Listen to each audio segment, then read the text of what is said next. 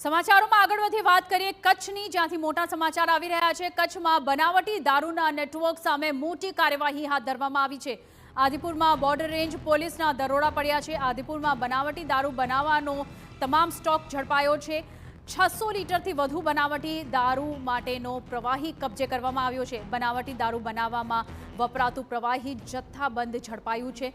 આ સાથે જ આદિપુરમાંથી 9400 જેટલી દારૂની ખાલી બોટલો પણ મળી આવી છે।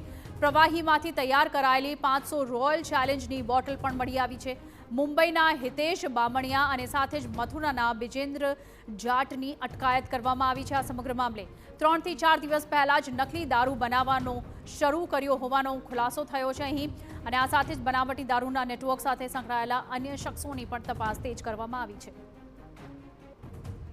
સદરવ જગ્યાએથી 2 આરોપી મળી આવેલા છે ગોડાઉનમાં, સદરવ ગોડાઉનમાંથી, અને આશરે 600 લીટર કેમિકલ છે દારૂ બનાવવા માટેનું।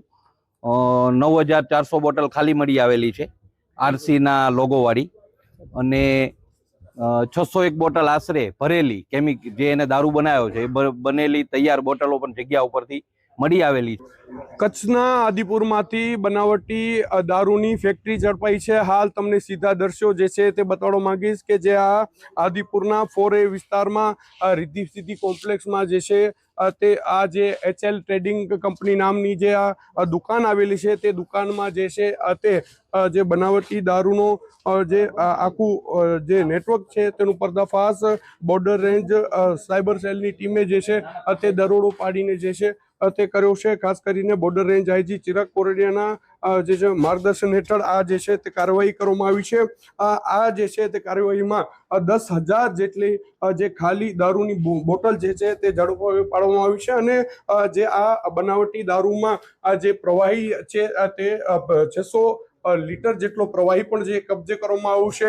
આ જે દારૂ જે બનાવવા માટેના જે અન્ય સાધનો જે છે તે પણ કબજે કરવામાં આવ્યા છે।